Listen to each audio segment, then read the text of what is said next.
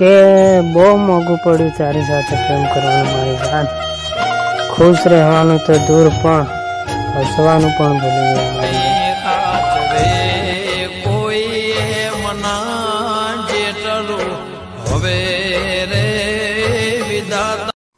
ત્યાં તો લાગણીઓની બજારમાં હારી ગયા દોસ્ત।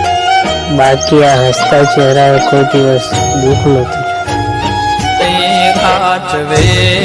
કોઈ મના જેટલું હવે રે વિધાતા।